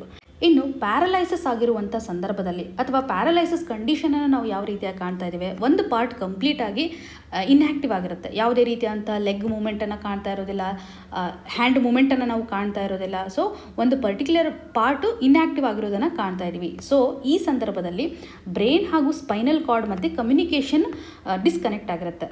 ಇದನ್ನು ಮತ್ತೆ ನಾವು ರೀಸ್ಟೋರ್ ಮಾಡಬೇಕು ಅಂತಂದರೆ ಕೆಲವೊಂದಿಷ್ಟು ಡಿವೈಸ್ಗಳ ಮುಖಾಂತರ ಇಂಪ್ಲಾಂಟ್ ಮಾಡಲಾಗುತ್ತೆ, ಅಥವಾ ಮತ್ತೆ ಕನೆಕ್ಷನನ್ನು ಎಸ್ಟಾಬ್ಲಿಷ್ಮೆಂಟ್ ಮಾಡೋದ್ರ ಮುಖಾಂತರ ನಾವು ಈಸಿಯಾಗಿ ರೀಕವರ್ ಮಾಡ್ಬೋದು. ಮತ್ತು ಈ ಪ್ಯಾರಲೈಸ್ ಅಟ್ಯಾಕ್ ಆಗಿರ್ತಕ್ಕಂಥ ವ್ಯಕ್ತಿ ವಾಕ್ ಮಾಡುವಂಥ ಸಿಚುವೇಶನ್ಸ್ಗಳನ್ನು ನಾವು ಕ್ರಿಯೇಟ್ ಮಾಡ್ಬೋದು, ರೀಕವರಿ ಮಾಡ್ಬೋದು ಅನ್ನುವಂಥ ಒಂದು ಎವಿಡೆನ್ಸನ್ನು ಇಲ್ಲಿ ಕೊಡ್ತಾ ಇದ್ದಾರೆ. ಸೊ ಇದಕ್ಕೆ ಸಪೋರ್ಟ್ ಮಾಡುವಂಥ ಒಂದು ನ್ಯಾಚುರಲ್ ಕಂಟ್ರೋಲ್ ಮೂವ್ಮೆಂಟ್ ಅಂತಂದರೆ ಬ್ರೈನ್ ಹಾಗೂ ಸ್ಪೈನಲ್ ಕಾರ್ಡ್ ಮಧ್ಯೆ ಪ್ರಾಪರ್ ಆಗಿರುವಂಥ ಒಂದು ಕಮ್ಯುನಿಕೇಷನ್ ಇರಬೇಕು. ಇದನ್ನು ರೀಸ್ಟೋರ್ ಮಾಡಲಿಕ್ಕೆ ರಿಸರ್ಚನ್ನು ಮಾಡಿದ್ದಾರೆ ಅನ್ನುವಂಥ ಪಾಯಿಂಟ್ ನಮಗೆ ಇಂಪಾರ್ಟೆಂಟ್ ಆಗುತ್ತೆ. ಇನ್ ಜನರಲಿ ಪ್ಯಾರಲೈಸ್ ಆಗಿರುವಂಥ ಸಂದರ್ಭದಲ್ಲಿ ಯಾವ ರೀತಿಯಾಗಿ ಕನೆಕ್ಷನ್ ಇರೋದಿಲ್ಲ ಅನ್ನುವಂಥ ಪಾಯಿಂಟನ್ನು ನಾವು ಈ ಒಂದು ಆರ್ಟಿಕಲಿಂದ ತೆಗೆದುಕೊಳ್ಬೋದು. ಇನ್ನು ಮುಂದಿನ ಆರ್ಟಿಕಲ್ ಯಾವ ರೀತಿ ಆಗಿದೆ, ಮೌಂಟ್ ಎವರೆಸ್ಟಲ್ಲಿ ಸರ್ವೈವ್ ಆಗಿರ್ತಕ್ಕಂಥ ಮೈಕ್ರೋಬ್ಸ್ಗಳನ್ನು ಇವತ್ತು ಪತ್ತೆ ಹಚ್ಚಿದ್ದಾರೆ ಅಂತಂದರೆ ಇಲ್ಲಿ ಮೈಕ್ರೋಬ್ಸ್ಗಳು ಸರ್ವೈವ್ ಆಗಿದೆ. ಇಲ್ಲಿರುವಂಥ ಎಕ್ಸ್ಟ್ರೀಮ್ ವೆದರನ್ನು ನಾವು ಕಾಣ್ಬೋದು. ಎಕ್ಸಾಮಿನೇಷನ್ ಪರ್ಸ್ಪೆಕ್ಟಿವಲ್ಲಿ ಬೇಕಾಗಿರುವಂಥ ಪಾಯಿಂಟ್ ಅಂತಂದರೆ ಎಕ್ಸ್ಟ್ರೀಮೋಫಿಲಿಕ್ ಆರ್ಗ್ಯಾನಿಸಮ್ ಅಂತಂದರೆ ಏನು, ಯಾವ ರೀತಿಯಾಗಿ ನಾವು ಕನ್ಸಿಡರ್ ಮಾಡ್ತಾ ಇದ್ದೀವಿ. ಇವತ್ತು ಅಂಟಾರ್ಕ್ಟಿಕಾ ರೀಜನ್ ಆಗಿರ್ಬೋದು, ಪೋಲಾರ್ ರೀಜನ್ಸಲ್ಲಿ, ಆ್ಯಂಡೀಸ್ ಮೌಂಟೇನ್ಸ್ಗಳಲ್ಲಿ ನಾವು ಹೈ ಎಲಿವೇಷನ್ ರೀಜನ್ಸ್ಗಳಲ್ಲಿ ನಾವು ಈ ರೀತಿಯಾದಂಥ ಮೈಕ್ರೋಬಿಯಲ್ ಆ್ಯಕ್ಟಿವಿಟೀಸ್ಗಳನ್ನು ಕಾಣ್ತಾ ಇದ್ದೀವಿ. ಹ್ಯೂಮನ್ ವಿಸಿಟ್ ಮಾಡಿರ್ತಾರೆ. ಈ ಸಂದರ್ಭದಲ್ಲಿ ಹ್ಯೂಮನಲ್ಲಿ ವಾಸವಾಗಿರ್ತಕ್ಕಂಥ ಮೈಕ್ರೋಬಿಯಲ್ಸ್ಗಳು ಸರ್ವೈವ್ ಆಗ್ತಾ ಇದೆ. ಸೊ ಮನುಷ್ಯನ ಒಂದು ಆ್ಯಕ್ಟಿವಿಟೀಸ್ಗಳಿಂದ ಡೆಫಿನೆಟ್ಲಿ ಅಲ್ಲಿ ಕೆಲವೊಂದಿಷ್ಟು ಮೈಕ್ರೋಬ್ಸ್ಗಳನ್ನು ಬಿಟ್ಟು ಬಂದಿರ್ತಾರಲ್ಲ, ಅವು ಸರ್ವೈವ್ ಆಗ್ತಾ ಇದ್ದಾವೆ. ಸೊ ಅಲ್ಲಿರುವಂಥ ಒಂದು ಫ್ರೋಝನ್ ಕಂಡೀಷನನ್ನು ಐಡೆಂಟಿಫೈ ಮಾಡಿದ್ದಾರೆ. ಈ ನಿಟ್ಟಿನಲ್ಲಿ ಎಕ್ಸ್ಟ್ರೀಮೋಫಿಲಿಕ್ ಆರ್ಗ್ಯಾನಿಸಮ್ ಅಂತಂದರೆ ಏನು ಅನ್ನುವಂಥ ಕ್ಲಾರಿಟಿ ನಮಗೆ ಇಂಪಾರ್ಟೆಂಟ್ ಆಗುತ್ತೆ. ಇಲ್ಲಿ ಮೆನ್ಷನ್ ಮಾಡಿರುವಂಥ ಫಂಗಸ್, ಸೊ ನಗ್ನೀಷಿಯಾ ಅನ್ನುವಂಥ ಒಂದು ಫಂಗಸ್ ಆಗಿರ್ಬೋದು, ಹಾಗೂ ಮಾನವನಲ್ಲಿ ವಾಸವಾಗಿರುವಂಥ ಸ್ಕಿನ್ನಲ್ಲಿ ಕಂಡುಬರುವಂಥ ಒಂದು ಬ್ಯಾಕ್ಟೀರಿಯಾ, ನೋಸಲ್ಲಿ ಕಂಡುಬರತಕ್ಕಂಥ ಬ್ಯಾಕ್ಟೀರಿಯಾ ಅಂತಂದರೆ ಸ್ಟೆಫಿಲಿಕೋಕಸ್. ಈ ಒಂದು ಬ್ಯಾಕ್ಟೀರಿಯಾವನ್ನು ಐಡೆಂಟಿಫೈ ಮಾಡ್ತಾ ಇದ್ದಾರೆ. ಮನುಷ್ಯನಿಗೆ ಅಸೋಸಿಯೇಟೆಡ್ ಆಗಿರತಕ್ಕಂಥ ಈ ಒಂದು ಬ್ಯಾಕ್ಟೀರಿಯಾ ಎಕ್ಸ್ಟ್ರೀಮ್ ಲೆವೆಲಲ್ಲಿ ಯಾವ ರೀತಿಯಾಗಿ ಸರ್ವೈವ್ ಆಗ್ತಾ ಇದೆ. ಎನ್ವಿರಾನ್ಮೆಂಟ್ ಎಕ್ಸ್ಟ್ರೀಮ್ಸ್ ಅಂತಂದರೆ ಫಾರ್ ಎಕ್ಸಾಂಪಲ್ ಇವಾಗ ಹೆಚ್ಚಿನ ಒಂದು ಟೆಂಪ್ರೇಚರಲ್ಲಿ ವಾಸವಾಗಿರ್ತಕ್ಕಂಥ ಎನಿಮಲ್ಸ್ಗಳನ್ನು ನಾವು ಕಾಣ್ತಾ ಇದ್ದೀವಿ. ಇದಕ್ಕೆ ಸಪ್ರೇಟ್ ಆಗಿರುವಂಥ ಒಂದು ಟರ್ಮನ್ನು ಸಹ ನಾವು ಕಾಣ್ತಾ ಇದ್ದೀವಿ. ಥರ್ಮೋಫಿಲಿಕ್ ಅನ್ನುವಂಥ ಟರ್ಮಿಂದ ಕರೀತಾರೆ. ಥರ್ಮೋಫಿಲಿಕ್ ಅಂತಂದರೆ ಎಕ್ಸ್ಟ್ರೀಮ್ ಟೆಂಪ್ರೇಚರಲ್ಲಿ ಸರ್ವೈವ್ ಆಗುವಂಥ ಒಂದು ಕೆಪಾಸಿಟಿಯನ್ನು ಡೆವಲಪ್ ಮಾಡ್ಕೊಂಡಿರ್ತವೆ ಅಥವಾ ಇವಾಲ್ವ್ ಆಗಿರ್ತವೆ ಅನ್ನುವಂಥದ್ದು. ಹಾಗೂ ಝೀರೋಫಿಲಿಕ್ ಅಂತ ಕರಿತಾ ಇದ್ದೀವಿ. ಝೀರೋಫಿಲಿಕ್ ಅಂತಂದರೆ ಲೋ ವಾಟರ್ ಕಂಡೀಷನಲ್ಲಿ ಸರ್ವೈವ್ ಆಗ್ತಾ ಇದ್ದಾವೆ, ಲೋ ವಾಟರ್ ಇರುವಂಥ ಕಂಡೀಷನ್. ಹ್ಯಾಲೋಫಿಲಿಕ್ ಅಂತಂದರೆ ಸಲೈನ್ ಕಂಡೀಷನ್, ಸಾಲ್ಟ್ ಕಾನ್ಸಂಟ್ರೇಷನ್ ಹೆಚ್ಚಿದ್ರೂ ಸಹ ಸರ್ವೈವ್ ಆಗುವಂಥ ಒಂದು ಆರ್ಗನಿಸಮ್ಸ್ಗಳಾಗಿರ್ಬೋದು. ಸೊ ಎಕ್ಸ್ಟ್ರೀಮ್ ವೆದರ್ ಕಂಡೀಷನಲ್ಲಿ ಎನಿಮಲ್ಸ್ಗಳು ಸರ್ವೈವ್ ಆಗ್ತಾ ಇದ್ದರೆ ಅದನ್ನು ಎಕ್ಸ್ಟ್ರೀಮೋಫಿಲಿಕ್ ಅನ್ನುವಂಥ ಟರ್ಮಿನಾಲಜಿಯಿಂದ ಕರೀತಾ ಇದ್ದೀವಿ. ಇನ್ ಜನರಲ್ ಆಗಿ ಬ್ಯಾಕ್ಟೀರಿಯಾ ಅಥವಾ ಫಂಗಸ್ಗಳನ್ನು ಕಾಣ್ತಾ ಇದ್ದೀವಿ. ಪ್ರೋಕ್ಯಾರಿಯೋಟಿಗೆ ಬಿಲಾಂಗ್ ಆಗ್ತಕ್ಕಂಥ, ಪ್ರೋಕ್ಯಾರಿಯೋಟಿಕ್ ಕ್ಲಾಸ್ಗೆ ಬಿಲಾಂಗ್ ಆಗುವಂಥ ಆರ್ಗ್ಯಾನಿಸಮ್ಸ್ಗಳು ಇನ್ ಜನರಲ್ ಆಗಿ ಎಕ್ಸ್ಟ್ರೀಮೋಫಿಲಿಕ್ ಇರ್ತವೆ. ಯೂಕ್ಯಾರಿಯೋಟಿಕ್ಸ್ನಲ್ಲಿ ಕೆಲವು ಎಕ್ಸಾಂಪಲ್ಸ್ಗಳನ್ನು ನಾವು ಕಾಣ್ಬೋದು. ಎಕ್ಸಾಮಿನೇಷನ್ ಪರ್ಸ್ಪೆಕ್ಟಿವಲ್ಲಿ ಈ ಟರ್ಮಿನಾಲಜೀಸ್ಗಳು ಇಂಪಾರ್ಟೆಂಟ್. ಇನ್ ಜನರಲ್ ಆಗಿ ಇವೆಲ್ಲ ಕೇಳಿದ್ದಾರೆ. ಝೀರೋಫಿಲಿಕ್, ಹ್ಯಾಲೋಫಿಲಿಕ್ ಅಥವಾ ಥರ್ಮೋಫಿಲಿಕ್ ಅಂದರೆ ಏನು, ಯಾವ ರೀತಿಯಾಗಿ ಸರ್ವೈವ್ ಆಗುತ್ತೆ ಅಂತ ಡೈರೆಕ್ಟಾಗಿ ನಿಮಗೆ ಕಂಡೀಷನನ್ನು ಎಂಫಸಿಸ್ ಮಾಡ್ತಾ ಇದ್ದಾರೆ. ಸಮ್ಟೈಮ್ಸ್ ಮ್ಯಾಚ್ ದ ಫಾಲೋಯಿಂಗಲ್ಲೂ ಸಹ ಕೇಳಿದ್ದಾರೆ. ಸೊ ಮನುಷ್ಯನಿಗೆ ಅಸೋಸಿಯೇಟ್ ಆಗಿರ್ತಕ್ಕಂಥ ಮೈಕ್ರೋಬ್ಸ್ಗಳನ್ನು ನಾವು ಮೌಂಟ್ ಎವರೆಸ್ಟಲ್ಲಿ ಫ್ರೋಝನ್ ಕಂಡೀಷನಲ್ಲಿ ಎಕ್ಸ್ಟ್ರೀಮ್ ವೆದರಲ್ಲಿ ಕಾಣ್ತಾ ಇದ್ದೀವಿ ಅನ್ನುವಂಥ ಒಂದು ರಿಸರ್ಚನ್ನು ನಾವಿಲ್ಲಿ ಕನೆಕ್ಟ್ ಮಾಡ್ಕೋಬೋದು. ಇವತ್ತಿನ question of the day section ಅಡಿನಲ್ಲಿ 2023 ಪ್ರಿಲಿಮಿನರಿ ಎಕ್ಸಾಮಿನೇಷನಲ್ಲಿ ಕೇಳಿರುವಂಥದ್ದು, ಅಂದರೆ ಇವತ್ತು ಮಾರ್ನಿಂಗ್ ಕಂಡಕ್ಟ್ ಮಾಡಿರುವಂಥ GS ಪೇಪರ್ ನಡಿನಲ್ಲಿ ಕೇಳಿರುವಂಥ ಕ್ವಶನನ್ನು ಮೆನ್ಷನ್ ಮಾಡಲಾಗಿದೆ. ಸರಿಯಾದಂಥ ಆನ್ಸರನ್ನು ಅಪ್ರೋಚ್ ಮಾಡಬೇಕು ಅಂತಂದರೆ ಬೇಸಿಕ್ ಇನ್ಫಾರ್ಮೇಷನ್ಸನ್ನು ನಾವು ಯಾವ ರೀತಿಯಾಗಿ ಕನೆಕ್ಟ್ ಮಾಡಬೇಕು. ಬಾಯ್ಲಿಂಗ್ ಪಾಯಿಂಟ್ ಆಫ್ ವಾಟರ್ ಎಷ್ಟಿದೆ, 100 ಡಿಗ್ರಿ ಸೆಲ್ಸಿಯಸ್ ಇದೆ ಅಲ್ವಾ. ಫ್ರೀಸಿಂಗ್ ಪಾಯಿಂಟ್ ಎಷ್ಟಿದೆ, 0 ಡಿಗ್ರಿ ಸೆಲ್ಸಿಯಸ್ ಇದೆ. ಇನ್ನು pH ಲೆವೆಲನ್ನು ಸಹ ಇಲ್ಲಿ ಎಂಫಸಿಸ್ ಮಾಡ್ತಾ ಇದ್ದಾರೆ. ನೀವು ಸಾಕಷ್ಟು ಅಪ್ರೋಚ್ಗಳ ಮುಖಾಂತರ ಆನ್ಸರನ್ನು ಡಿರೈವ್ ಮಾಡ್ಬೋದು. ಇಲ್ಲಿ ಸಮ್ ಅಂತಕ್ಕಂತಹ ಟರ್ಮನ್ನು ಮೆನ್ಷನ್ ಮಾಡಿದ್ದಾರೆ. ಮೇ ಬಿ ಸಮ್ ಆರ್ಗ್ಯಾನಿಸಮ್ಸ್ ಇರ್ಬೋದು ಅಥವಾ ಸಮ್ ಮೈಕ್ರೋ ಆರ್ಗ್ಯಾನಿಸಮ್ಸ್ ಇರ್ಬೋದು ಅನ್ನುವಂಥ ಒಂದು ಲಾಜಿಕ್ನ ಮುಖಾಂತರ ಏನೂ ನಿಮಗೆ ಇನ್ಫಾರ್ಮೇಷನ್ ಗೊತ್ತಿಲ್ಲ ಅಂತಂದರೆ ಆನ್ಸರನ್ನು ಟಿಕ್ ಮಾಡ್ಬೋದು. ಅಥವಾ ನಿಮಗೆ ಪ್ರಾಪರ್ ಆಗಿರುವಂಥ ಒಂದು ನಾಲೆಜ್ ಇತ್ತಂತಂದರೆ, ಇವಾಗ ನಾವು ಥರ್ಮೋಫಿಲಿಕ್ ಅನ್ನುವಂಥ ಒಂದು ಟರ್ಮನ್ನು ನೋಡಿದ್ವಿ. ಇದೇ ರೀತಿಯಾಗಿ ಹೈಪರ್ ಥರ್ಮೋಫಿಲಿಕ್ ಅಂತ ಬರುತ್ತೆ. ಥರ್ಮೋಫಿಲಿಕ್ ಎನಿಮಲ್ಸ್ ನಡಿನಲ್ಲಿ ನಾವು ಮಿನಿಮಮ್ 60 ಡಿಗ್ರಿ ಟು 80 ಡಿಗ್ರಿ ತನೂ ಮೈಕ್ರೋ ಆರ್ಗ್ಯಾನಿಸಮ್ಸ್ಗಳು ಸರ್ವೈವ್ ಆಗುವಂಥದ್ದನ್ನು ನೋಡ್ತಾ ಇದ್ವಿ ಈ ಒಂದು ಟೆಂಪ್ರೇಚರ್ ರೇಂಜಲ್ಲಿ.